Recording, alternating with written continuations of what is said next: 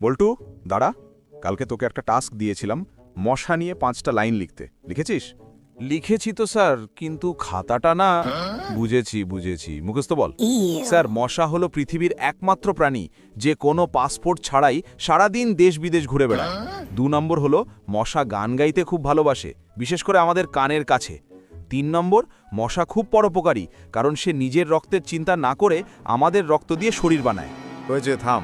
এবার বল, মশা যদি মানুষকে কামড়ায় তবে মানুষের কি হয়? স্যার, মানুষের চুলকানি হয়, কিন্তু মশার কি হয় সেটা কি জানেন? স্যার, মশাটার তখন ডায়াবেটিস হয়ে যায়। আচ্ছা বল্টু, তুই কি জানিস পৃথিবী গোল নাকি চ্যাপ্টা? স্যার, পৃথিবী এখন একদম চ্যাপ্টা। গাধা, পৃথিবী তো গোল, বইতে পড়িসনি? স্যার, গোল ছিল আমার দাদুর আমলে। এখন যা জনসংখ্যা, ট্রাফিক জ্যাম, তাতে পৃথিবী তো তুবড়ে চ্যাপ্টা হয়ে যাওয়ারই কথা। বল্টু।